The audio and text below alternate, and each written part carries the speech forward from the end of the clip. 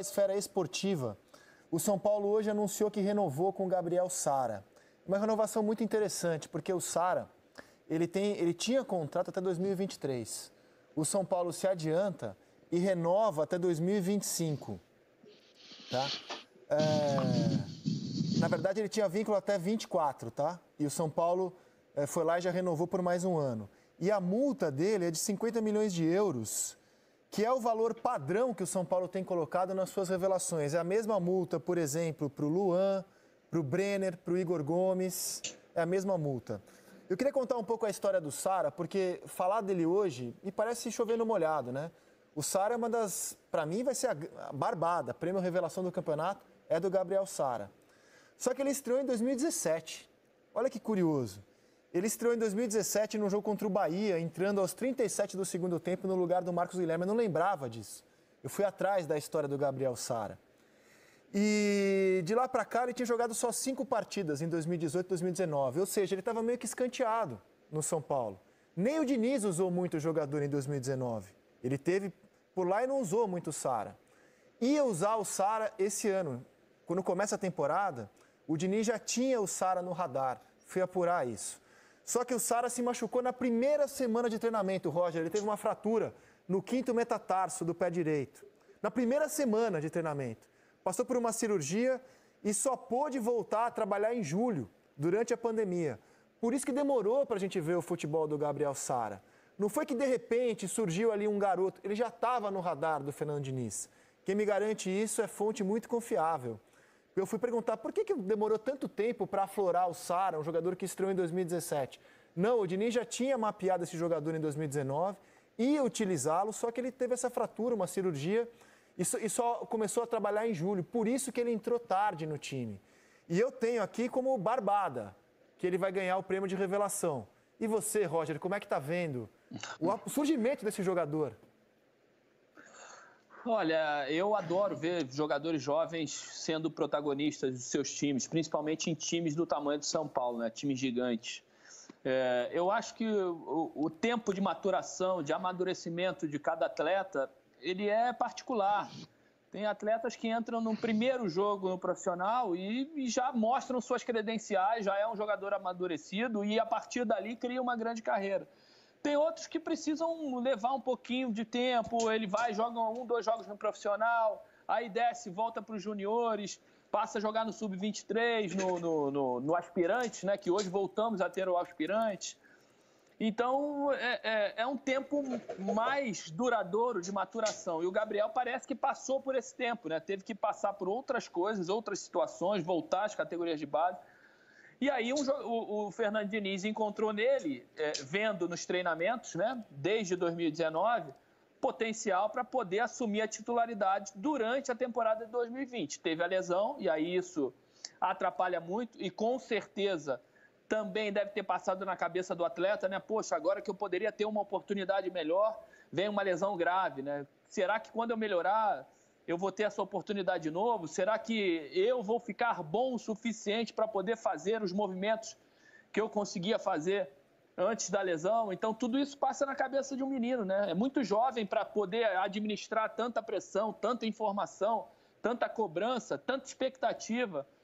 Mas é legal, eu fico muito feliz em ver jogadores assim, jovens, assumindo responsabilidades, jogando de uma forma madura, assumindo o protagonismo, porque eu acho que esse é muito difícil, você assumir ser protagonista, não é para qualquer um, e o Sara assumiu isso, né? Sou um jogador importante, sou jovem, mas eu sou o cara que passa por mim, passa pelos meus pés, a criação do time, a ofensividade do time, o potencial de ofensivo e criativo do time de São Paulo, que é um dos times que mais faz gol no campeonato.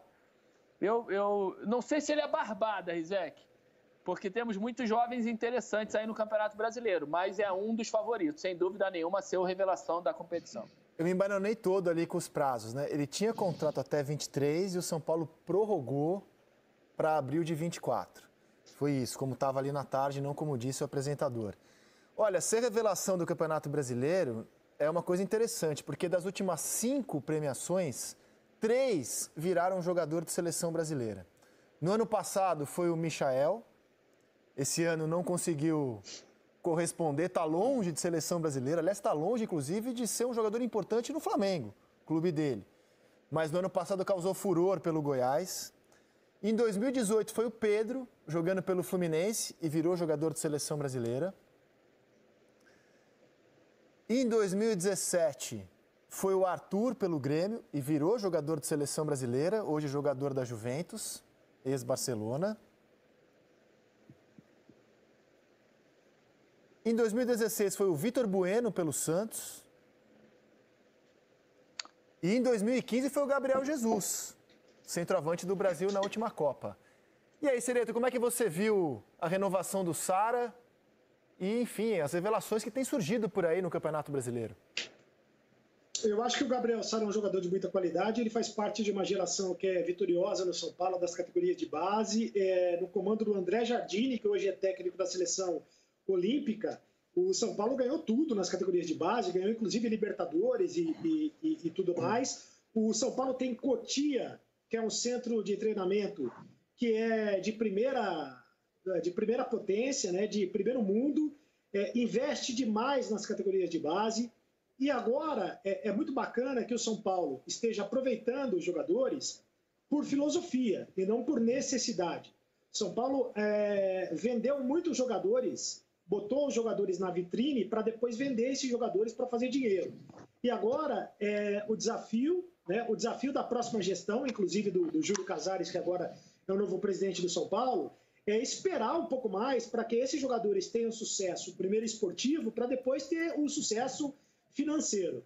É claro que não vai dar para segurar todo mundo, mas o ideal é que o São Paulo consiga manter pelo menos a base do time, base das categorias de base do São Paulo.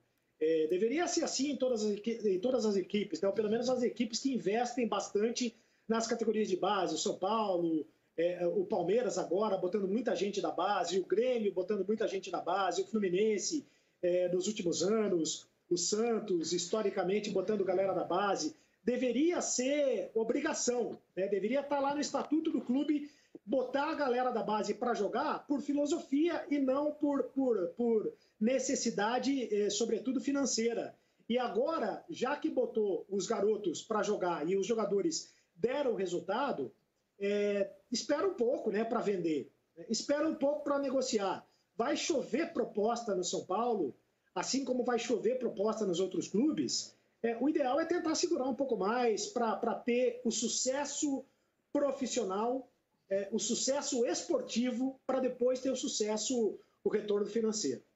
Cara, e é possível que a gente tenha no jogo de amanhã, Grêmio e São Paulo, 9 jogadores formados pelas bases de Grêmio e de São Paulo. Olha só o nosso painel aqui, ó. O Grêmio pode jogar com o Matheus Henrique, com o Darlan, Jean-Pierre, Pepe e Ferreira. Ferreira é candidato à vaga no ataque para esse jogo.